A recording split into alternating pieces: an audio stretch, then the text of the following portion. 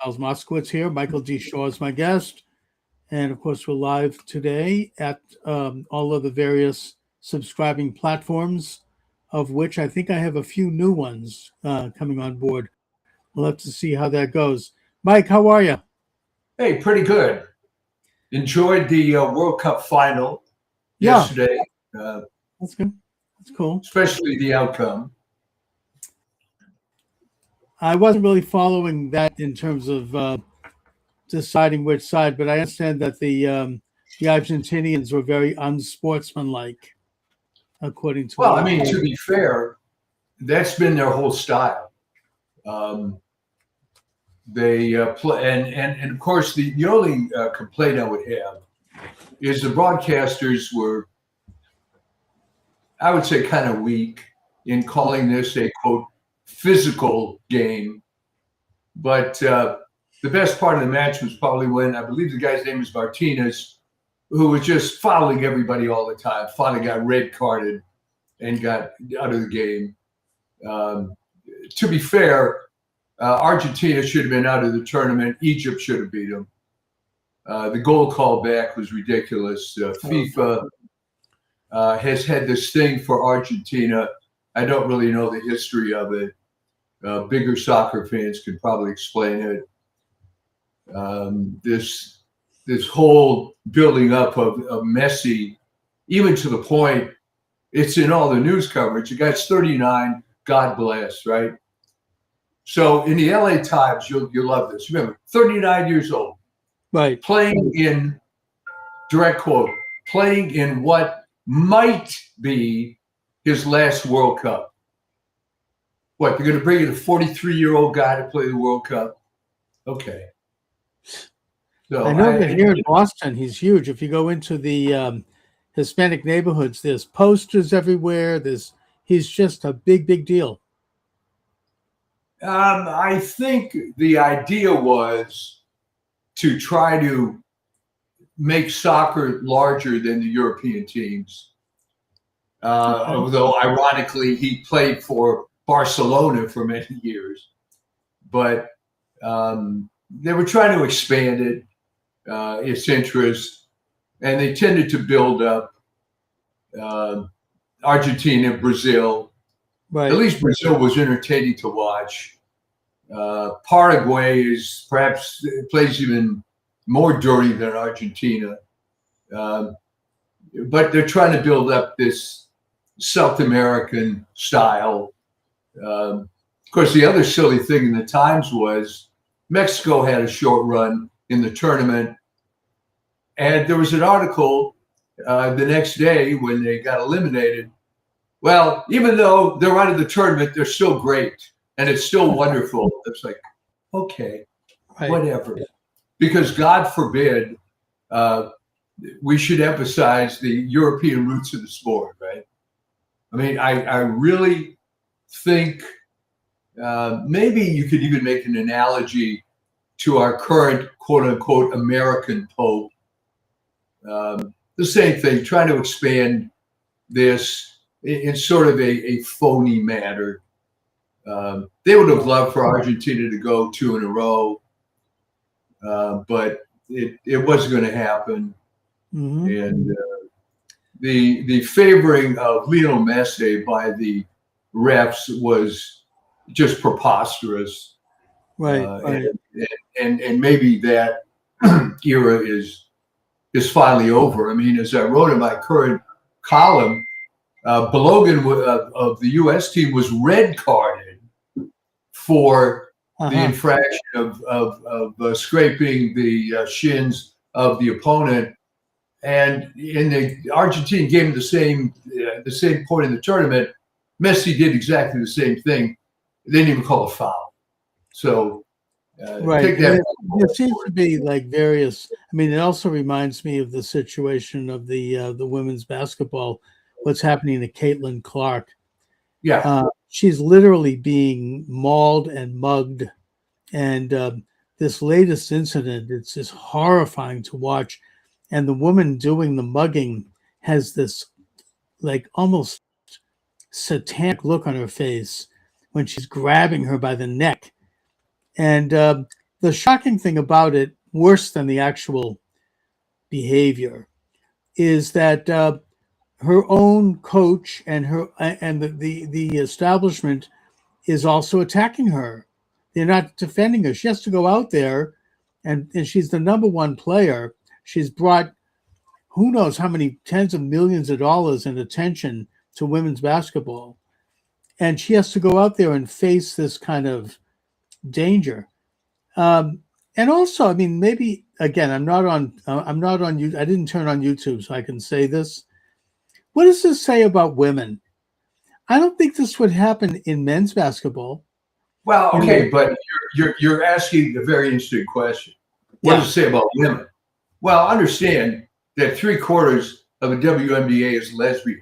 Okay, let's get that out of the way. And everybody knows that. All right. Yeah. So the basic problem with the WNBA is it is in the unique situation of being, and this almost sounds like an oxymoron, a subsidized professional sports team. Make that make sense. Okay, they've been around since the late 1990s. They have never made a profit. Never. Okay, why?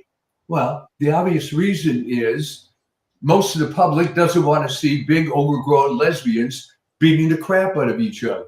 All right? I mean, can I be any more direct? So now a white hetero girl comes in, dominates the league, and they don't like this. Okay? But the fact is the league in its current form shouldn't exist, but it's being subsidized as a DEI effort by the NBA. I'm not really sure why. I mean, if you think about this deeply, it makes no sense at all. How would you like to be the father of a little girl and you let's watch the women's league? It's all a bunch of big ugly lesbians, beating the crap out of each other. Is this what you want your daughter to do? No, and the comments made by the coach were literally defending the player who hit. Oh, absolutely. And not only did she defend her, but she defended her in a way that was just classic, like critical theory kind of jargon and a lot of kind of mumbo jumbo. They're completely captured by the far left. And it's just, it's sad, and I worry for her, that she actually goes out there. I mean, the problem too is that she's kind of a true believer. Think of this in terms of if you had a kid in high school, a girl, and they were competing against a so-called transgender boy, right? Sure. So what do? Well, you're supposed to hold your head up high and be in this situation and get beat up by these guys. Why your daughter gets knocked, gets a concussion on the field. Yeah. Okay. So at some point, you look at the reality of the situation and say, you know what? I guess you're not going to be in the sport. There's more to life than being a high school athlete. You have no prospects of being a pro. So, get into track, do something else. But of course, even in track, it's occurred. But it's what Caitlin Clark ought to do is quit, get involved in a European league where it isn't nearly as bad as this, and just leave the WNBA to flounder. The fact that she's played ball, literally, in this situation, at this point, and people are going to hate me for this, says more about her than it does about the league at this point. Right. No, I hear you. She's staying in it, and she's not dealing with certain realities. Well, she's not dealing with the reality that this is a subsidized league. All right. This is the way it's going to be. You could bring in 10 Caitlin Clarks. It wouldn't make any difference. The whole thing is perverted. It's based on the hegemony of lesbians into women's sports that's gone on really pretty actively for the last 30 years. You could see it, the same exact phenomenon, really, in the U.S. Women's soccer team. Right. Where they'd be featuring Megan Rapinoe way beyond her prime. Oh, yeah, really radical, yeah. And that is It's just the fruits of this thing are bad news. And again, the women would never speak up. The only one that did actually was Hope Solo, and she got basically kicked off the team for telling the truth. Yeah. So it's very sad. If I had a daughter of that age, I'd be really upset. But then, you can't really fight the system. It is what it is. It's become It's very deplorable. And, the old cliche that you can tell a lot about a society by how it treats its women. There you go. Women don't matter. No, and here in Massachusetts, I don't know if this is a reflection of how radical the establishment has become, but we have senatorial candidate Seth Moulton, who is not really any big bargain himself. He's pretty bad. But he made a mild comment about a year ago saying, I'm concerned about my young daughter getting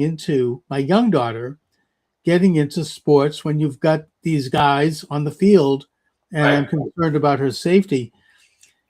And that has become the big issue of the campaign. He's challenging Ed Markey, this old line, one of these kind of like Elizabeth Warren, an old lefty who's trying to kiss up to the so-called progressive Mamdani wing of the party. And he's like racking him over the head as having something against transgender people. It's maybe that's where Massachusetts is. And also, just as a little sidebar, Markey is so ridiculous. He wants Trump to be impeached for the speech he delivered last Thursday night. It's just to know how bizarre the state is. And that seems to be flying. That seems to be what people are he's running on that.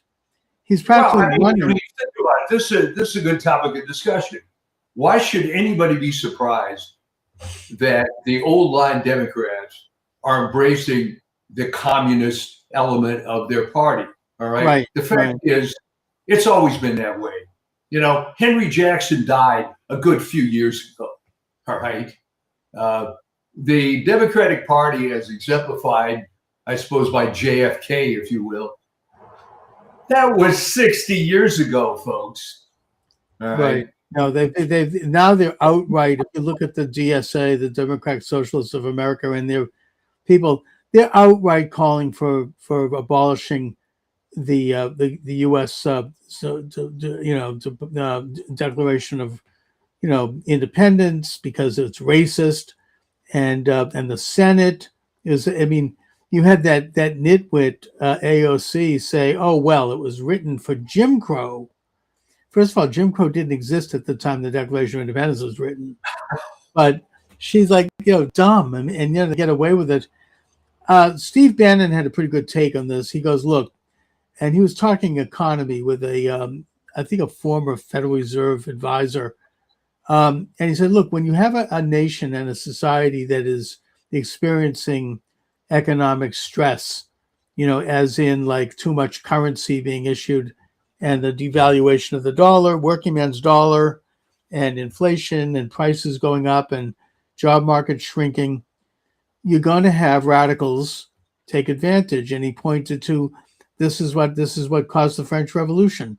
France became so in debt in terms of helping out the United States in the American Revolution, which was a victory for them against Britain, but they had become so overextended in debt that it hurt the ability of working people to make a living, and that led to the French coup d'etat, the reign of terror.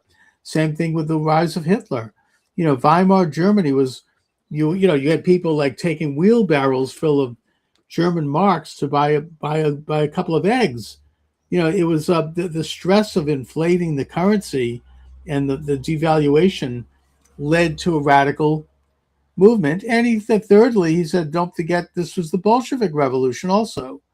Russia was undergoing some of those kinds of stresses, and that's what's happening right now in America. We have inflation.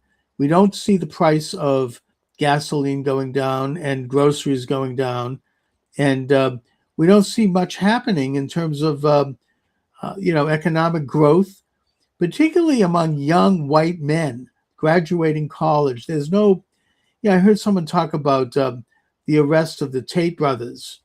Now, putting aside whatever it is that they did or may have done, they resonate with young white men who are they're graduating college. They have a degree in computer science. They have some serious degrees and expecting to enter into the job market, and they can't get a job.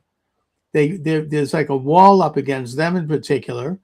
There's a favoring by women or by non-white men over them, and the result is that they're joining up with Andrew Tate or with the that guy from the Nationalist Party, that we talked about last week, and I can see why, and I can also see why the radical left is gaining ground in this society right now.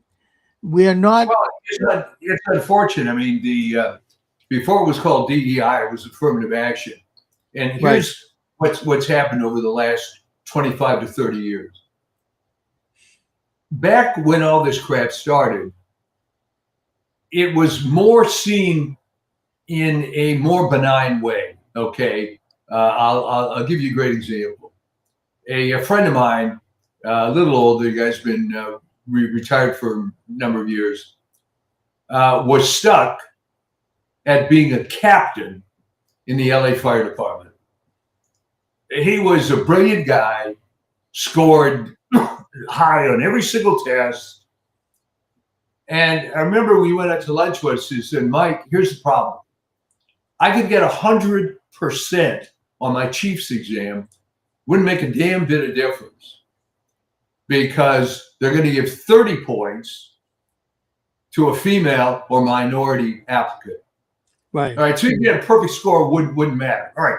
Point here is, yeah, he got screwed years ago, but the screwing, if you will, was a little more invisible because all it represented was a guy who was already a captain couldn't become a chief.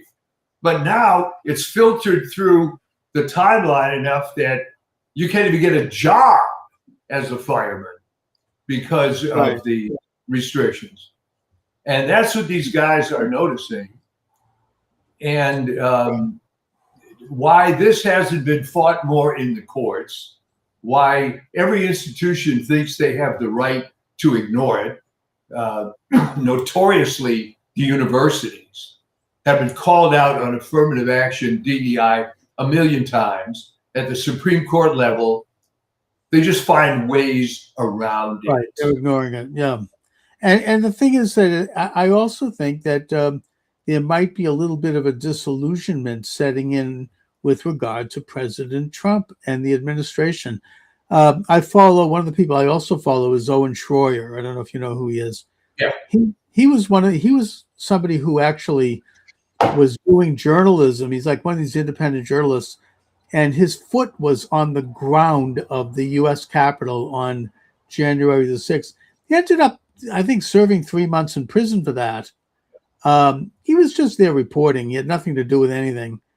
And he's saying, look, I'm disillusioned with Trump because he ran on a platform of ending the forever wars, and we seem like we're in one now. He ran on the platform of bringing down inflation and going after, with the Doge, going after the levels of corruption and the overstuffed bureaucracy, and he hasn't done it. And meanwhile, we are out here. We again, young white men mainly, but just about everyone to a degree, and we're just getting to nowhere. And I think adding to that, you have the promise that he was going to take on the N1 visas of people being brought into the country to take the jobs. You have somebody graduating college with a degree in computer science, and he's being replaced by some guy from India who's brought in as virtually an indentured servant who can work for a lot less. Yeah. And Trump hasn't really addressed that. Well, here's the sad part of all that. I mean, as strong a figure as Trump is, I'm afraid that the rot inherent in Washington, D.C. even got to him. Okay, all I can tell you, for people that haven't dealt with the federal bureaucracy, and I unfortunately sold to them for 2 or 3 decades, when I was living in Northern Virginia, suburban D.C., I remember, and I'm not trying to be dramatic about this, if I had to go into the district 3 or more times a week for whatever meeting I had, I needed some like psychological break. I'm not trying to overstate this. It's just an incredibly awful environment. Unless you're part of it, unless you're exposed to it, and I was only as a vendor, God knows what it'd be like if you were literally part of it. It just soul crushing. So, if you're Trump and you're surrounded by these military guys who are telling you, yeah, we can go to Iran and kick their butt and so on. Well, maybe by World War II standards, you could. You bomb the crap out of everybody. You don't care what you're doing, and they'll succumb. Only you can't fight that way anymore. Right. For a variety of reasons. Okay. If you're going to take on the establishment against these H-1B visas, well, Mr. President, you're going to go against all your big donors, these corporate guys and whatnot. So it's, and what is really depressing about this phenomenon, he's at the point where he shouldn't care. He's a lame duck. It shouldn't matter. But it's so all-encompassing, the attitude of being there, it's just unreal. And if you can get to a strong figure like Donald Trump, it can get to anybody. Right. And he's dealing with a particular phenomena in that he now has not only the left and the Democratic Party and the whole deep state establishment, but the Rhino Republicans, everyone else all lined up, and they're just simply ignoring him.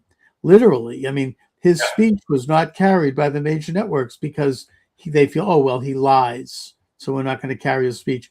They should immediately have all of their licenses pulled, but they're not doing that. And they're just simply, pretending like, we're gonna dribble the ball and wait till the end of the term. And John Thune and all the rest of those guys, it's disgusting. They're just and one of the things, something that really is an expose of this is that Nick Shirley was called in to testify before the House Committee on Corruption or whatever they call it. And here's a guy who, as a citizen journalist, he went to Minneapolis with this guy that was a resident. They went to the city hall. They got records that are public records with regard to daycare centers that are registered and how much money they were receiving in grants. And he did a little footwork going out and knocking on the doors and finding out that this was fraud, that there was no one there, and to the tune of hundreds of millions of dollars. And also that the government there, Walz, that bizarre, governor who gave a pardon to a convicted child molester because he was an illegal alien, so he wouldn't be deported. Being anti-deportation is so sacred to them, I guess, that he basically was called to testify before Congress, and the entire Democratic part of the committee simply didn't show up. You could see videos of him testifying, and the whole side of the room is empty chairs. I mean, it's so, partisan. I mean, Trump pointed this out during his brilliant State of the Union address when he said, watch what happens when I talk about deporting criminals who have been involved in terrible crimes. And he listed several of them where women were raped and murdered. And let's see what happens if I call for them to be deported. Sure enough, the Democrats sat on their backsides and with a blank look on their face while the Republicans stood up and applauded. And Trump let that applause go on for a while because It was very uncomfortable.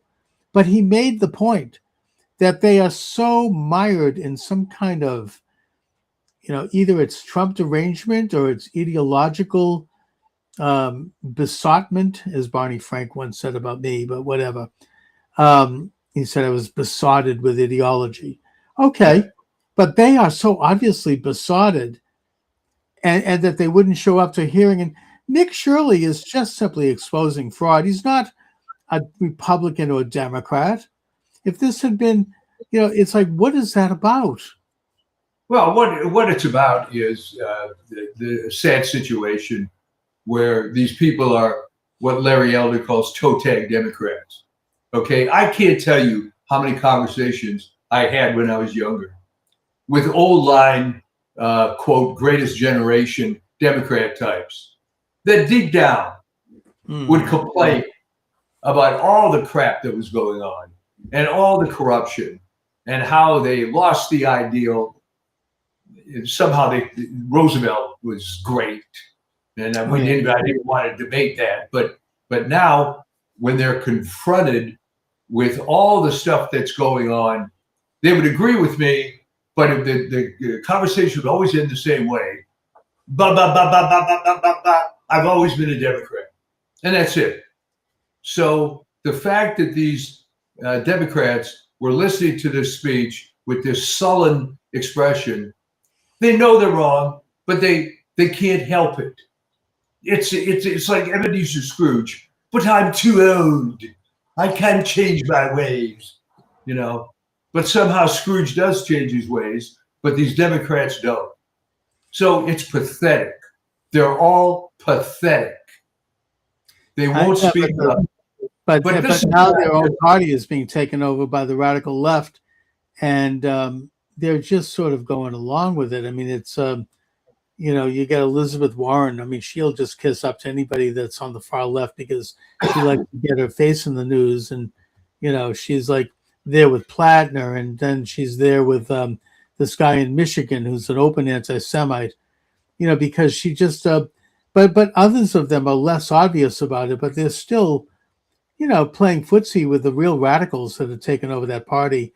And my thought is that they could succeed.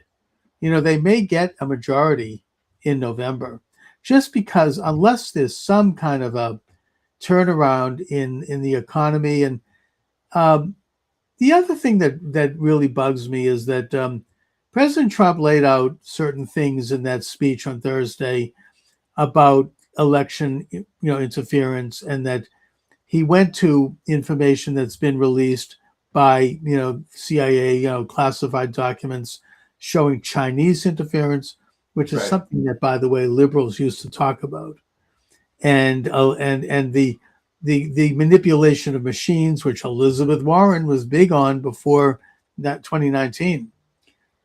And yet, I don't see any arrests. I don't see any charges brought. I mean, where is the Department of Justice? Where's Kash Patel? Where is what happened to these people? What happened to Dan Bongino, for God's sakes? I remember we had all this hope when they entered office. Didn't you find it suspicious? Bongino goes in there, stays for a year, and then leaves. And I'm thinking, wait, what in the world is up with that? Okay, there's only a couple of possible explanations. Yeah. And the most reasonable one is, this is such a goddamn mess. I'm never going to be able to fix it. I might as well go on with my life and do my podcast. Right. I mean, do you have a better one? I mean, he certainly has never discussed anything. He's just gone back to doing his podcast as if nothing happened. Exactly. And it's and he's he's not really saying much of import. It's just same old blather. It reminds me of Fox News or like Trey Gowdy, one of the worst, who screwed the Benghazi hearings and made a deal. Just the same old blather. You get Fox News. I mean, this who's it? Brian Kilmeade. They're just the same crapola that I've been hearing for decades of We want conservative values, blah, blah. They're not doing diddly squat. Yeah. And I don't know what happened to him. Maybe he was threatened. I don't know. But Patel was supposed to, turn the FBI building into a museum. Nothing. No, I mean, has he actually gotten to any of the conspirators who were involved in the Russia collusion gate that basically tried to overthrow a sitting president? No, No. I mean, you can be dramatic and pull an Amy Barrett and insist that their life was threatened and so, but I really don't think that's it. I think what happens is you realize you're in this hopelessly awful bureaucracy. You're not going to accomplish anything. It's not possible to accomplish anything. All right. I mean, take a simpler case. How do you reform academia? Short answer, you can't. You can't do it because by its very nature, it's going to behave the way it always has. Okay. It just attracts that kind of people. And that's the way it's going to be. If he can't burn the place down completely, which is what he was promising to do, yeah, at least, I mean, this goes to like Michael Glennon's, double government theory. I mean, that it's become so embedded in so many aspects of American life, academia, corporate life, the culture, all of our major institutions, both public and private, that both domestic and international, that it's really probably or possibly too late to really take them on. Well, I would agree with him if you consider smaller institutions. I mean, I can tell you quite honestly, I mean, I sold my company in 2023. There were a lot of things wrong, and this company never had more than 30 employees. There were things, believe it or not, in the culture of that company that you just could flat not change. I was even the owner. And if you say, okay, fine, just fire everybody. All right. How practical is that? Now you're going to have to retrain everybody. Now you're going to have to start from scratch. So there was some stuff, well, let it go and let it go and let it go. And then I'd see that all these let it goes would start adding up. And eventually you'd have to get rid of somebody. But unless you work incredibly hard at establishing a perfect culture, by the laws of entropy, every institution is going to go to hell. I mean, I get it. I mean, I think the last president who talked about burning the place down was, of course, John F. Kennedy, who said, "I'm going to shatter the CIA to the far corners of the earth," and look what happened. So that's where we are. Who is running the country? Who is running the world? I mean, I think that President Trump has done a great effort, and maybe if we could look at it at that in the broad sense, we're seeing some change at least, and maybe I keep thinking and I keep hearing rumblings that he's about to release the Kraken. Remember, Sidney Powell. Right. Too bad he didn't make her attorney general. Release the Kraken, but maybe he will. Well, I don't know. Maybe he wanted to, but she never would have gotten confirmed. So maybe put her in as assistant attorney general and put some puppet up in the front. Well, I mean, here's the basic problem. Okay, think of it this way. And you were at one point a small business owner. Yes. Okay. And you saw that as soon as you tried to build the thing out, and you have to hire someone. Right. And well, maybe he's got a slightly different vision, or maybe he's imperfect in one way or another. Well, now imagine that you got to hire 3 million employees. No, I get it. You have to delegate authority. No, I get that. You can't do it all yourself.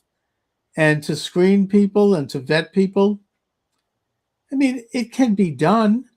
I think that Lawrence Leo from the Federalist Society did do a fairly good job, although obviously they fell down with Coney Barrett.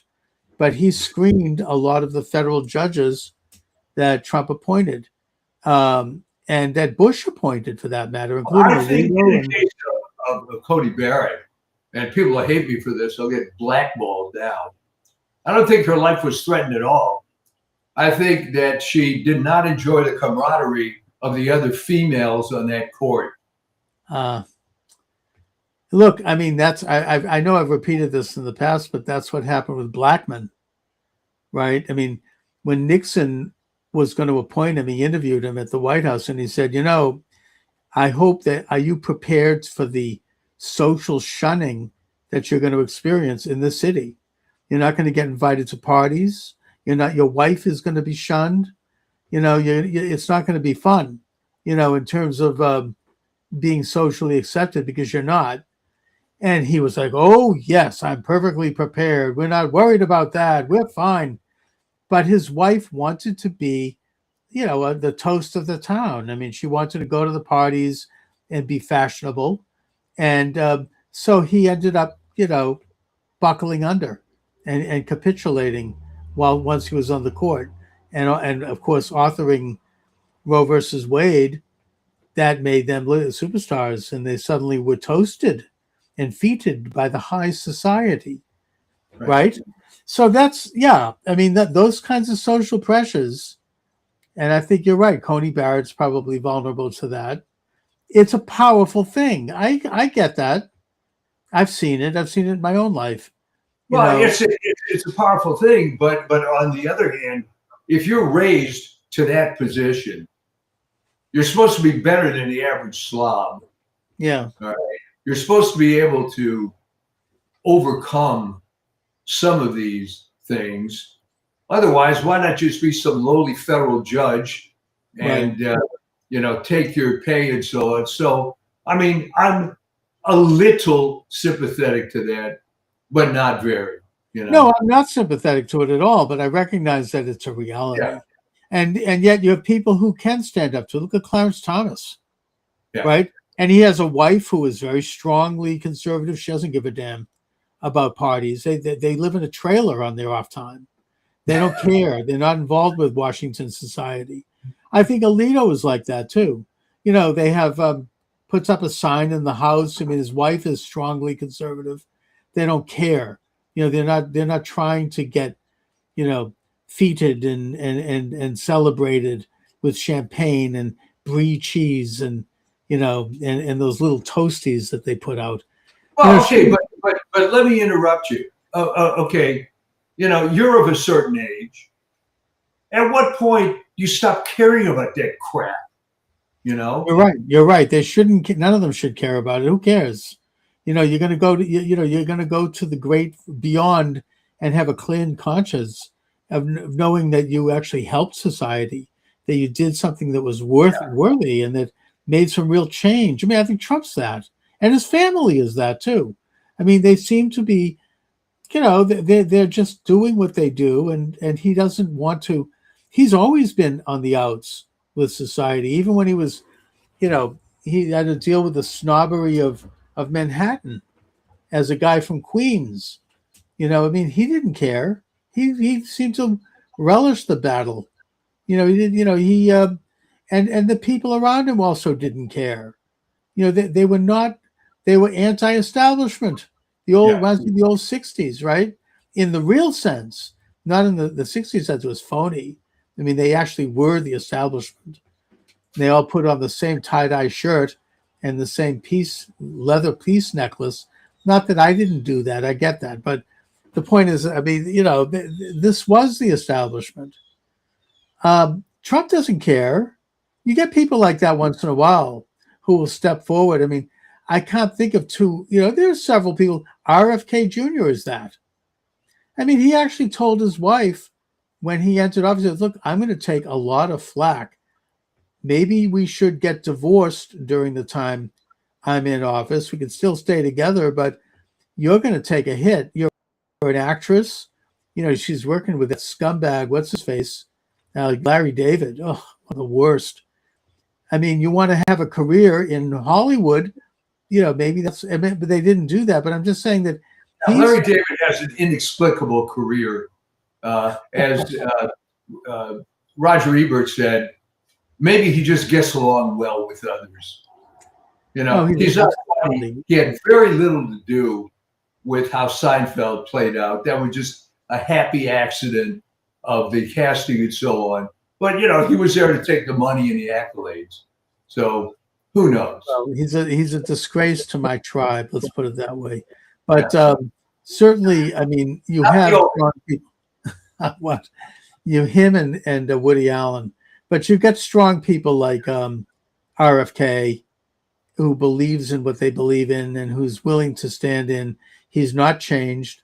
He's determined to make a real impact in his office. He's studied health his entire adult life, and is making a difference. You know, he has gotten toxic ingredients pulled from the market because of his pressure, which helps people's health, helps save lives. And he doesn't give a damn if his family is his really obnoxious family is throwing mud at him. He's like, hey, I'm going to do this.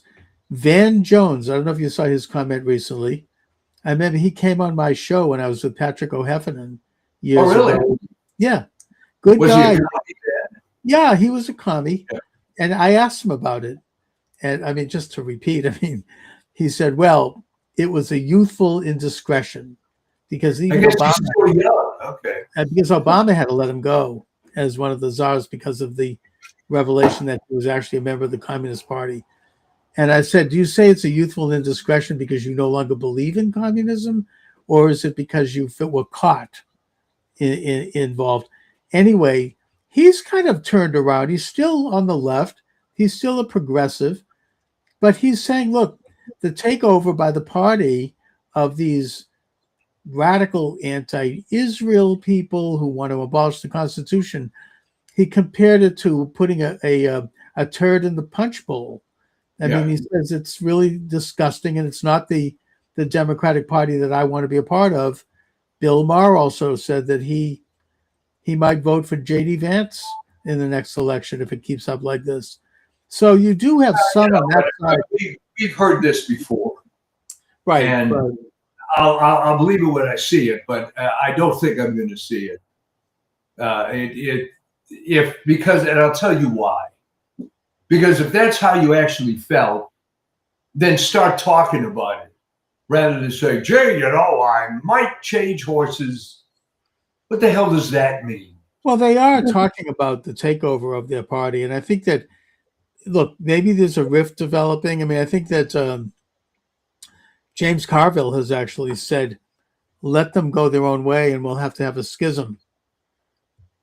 And they'll have their own party but what they're doing, I mean, what communists always do is that they're literally taking over the entire apparatus of the Democratic Party, and they probably will. The only question is, are they going to get anywhere in this coming election? I don't know. Okay, but here's the point. They're taking over the apparatus, all right?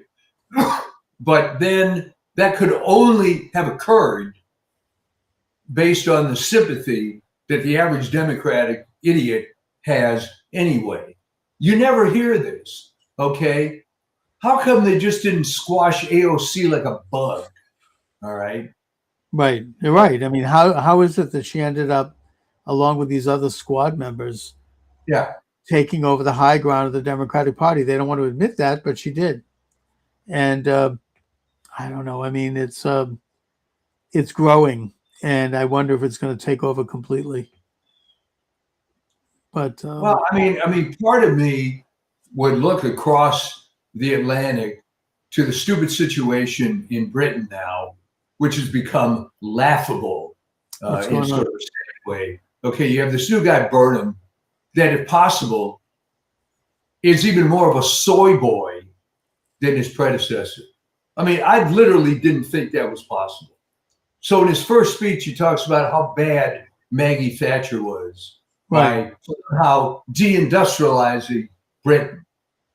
Well, maybe it deindustrialized itself because the government was supporting these old industries that hadn't upgraded in the last 5,000 years, and maybe it's not going to work.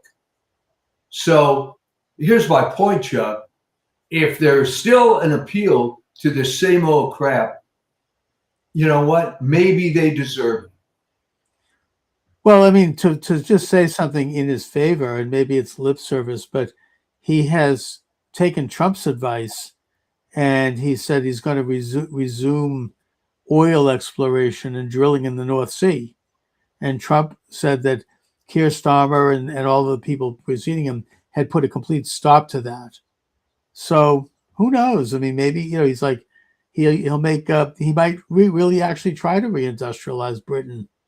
We'll see. I don't know. Yeah, well, no, I wish him well, but the constant appeal of this just time-worn leftist philosophy, as perpetuated through the media, and that's the other thing. Why do people put up with that? Because when you turn on the TV, and that's what's there. But you don't need to turn on the TV anymore, do you? But there's 5 especially million YouTube channels and podcasts you can go to. Oh, I know. It's so toxic.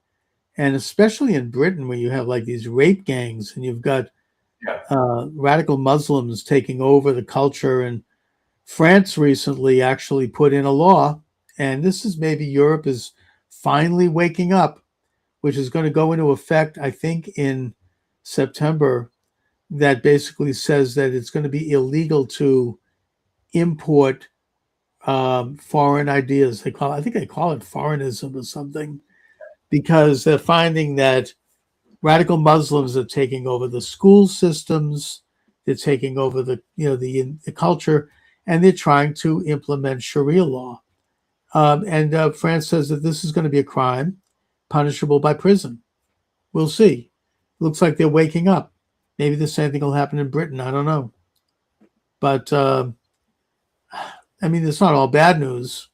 There's definitely some awareness. Well, I guess the bad news part of it is that why do you have to be beaten down to a pulp before you realize that maybe this wasn't a good idea?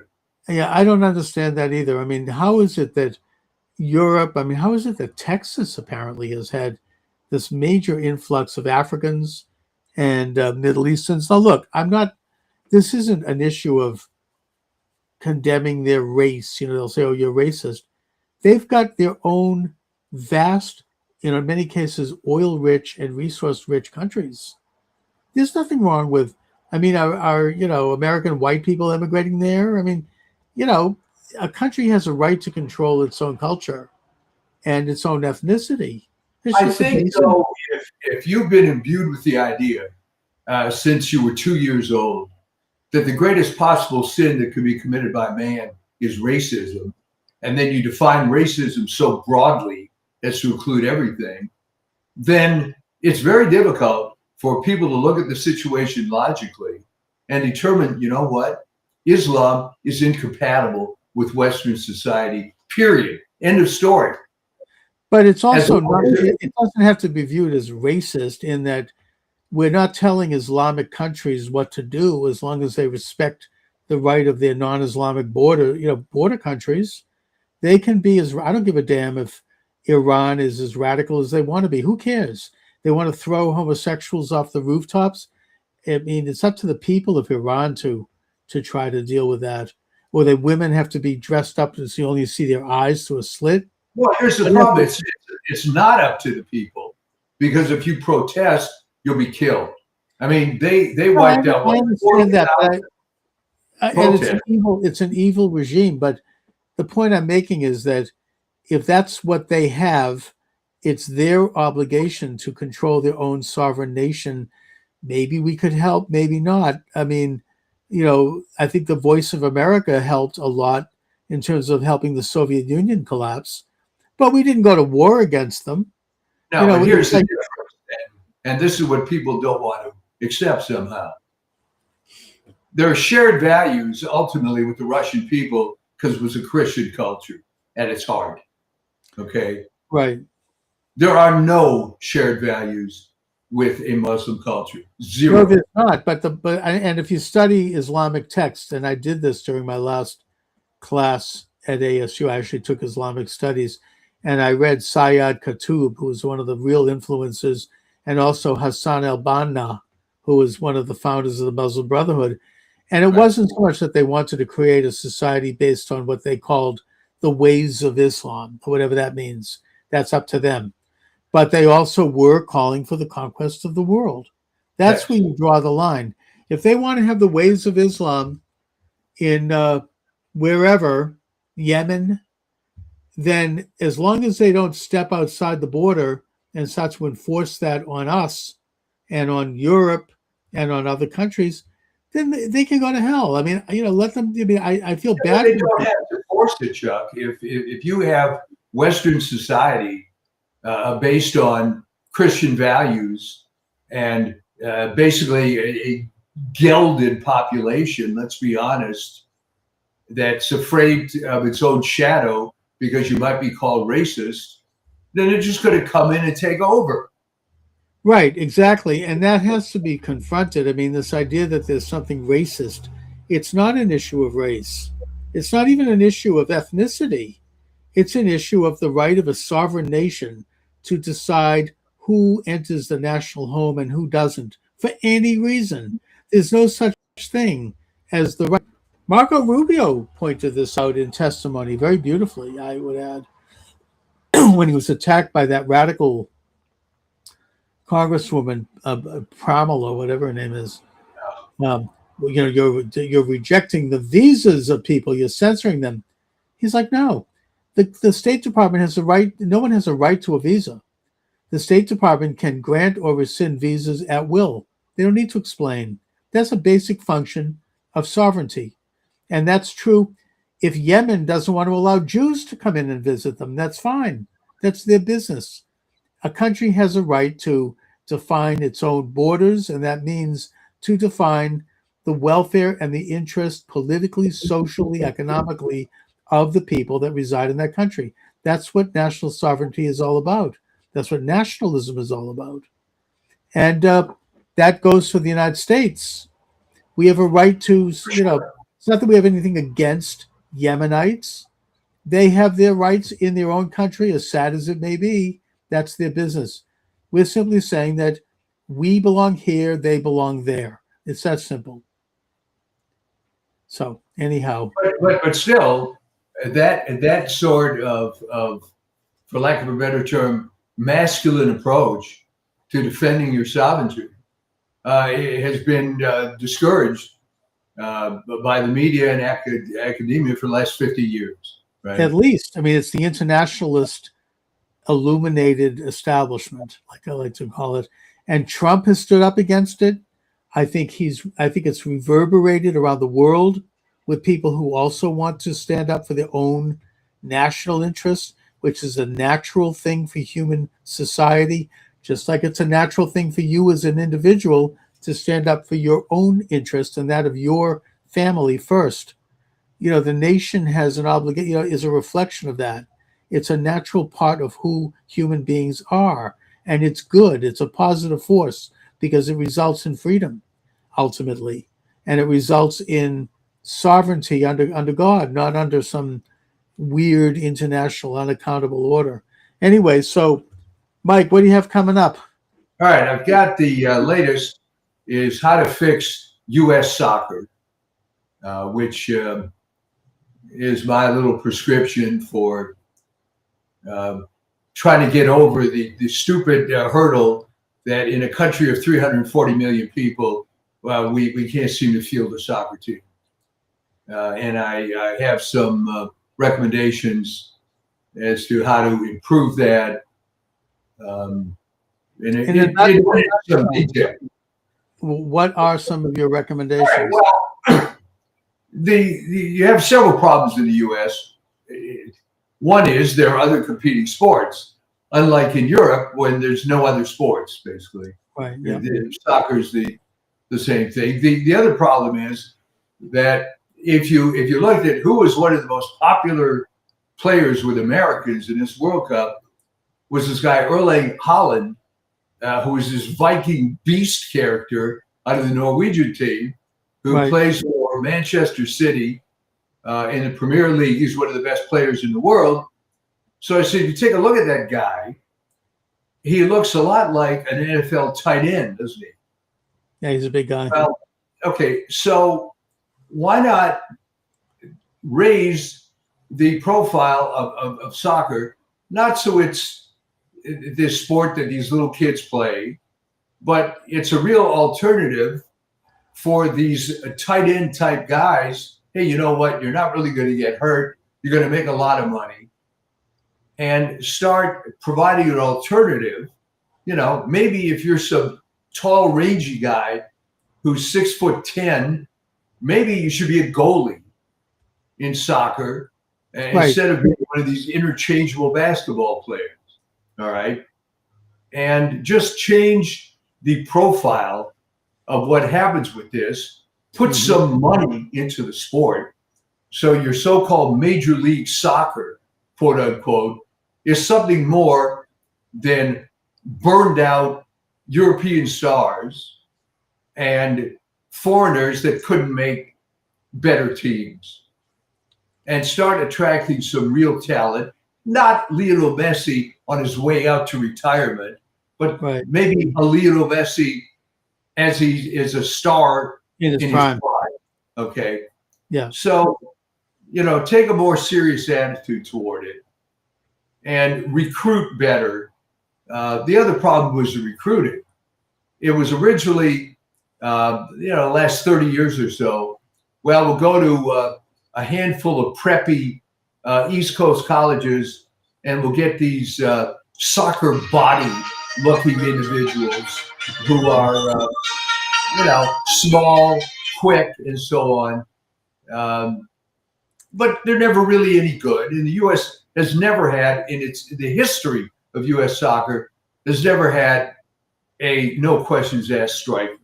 Okay. But then they thought, okay, we'll modify it. We'll now go to these foreign-born American individuals, a GI over there connects with some German lady, whatever.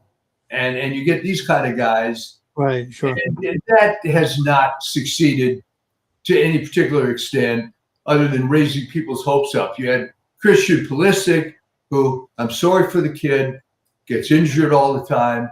He's not even in the list of the top 100 players in the world.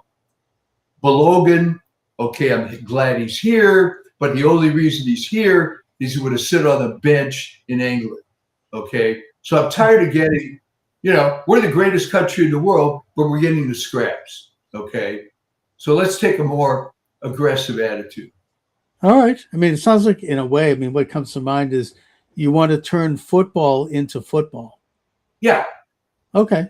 No, it would be interesting. Although I think that the field is also very crowded in that most Americans' attention is on baseball, basketball, and hockey. Yeah. And it's just that simple. And football. I mean, that's, how many, the opportunity becomes, I think, and I raised this point, that watching NFL football on TV now is almost impossible. It's virtually unwatchable. Mm-hmm. There's a jillion commercials. There's way too much commentary. I mean, how many more times do I have to hear, yeah, you got to get points on the board. Those turnovers will kill you. Plus, it's become so politically correct that it's ridiculous, yeah. And don't even start on these really? Women on the sidelines. Well, coach, how does it feel that the other team scored 35 points on you in the first half? Well, Jenny, it feels great. So anyway. Oh, brother. So anyway, Mike, but as always, thanks for joining me. Well, it's always fun. Yep, and, onward and upward. Good work, and we'll see you next time. Yeah, you bet. Thanks a lot. All righty.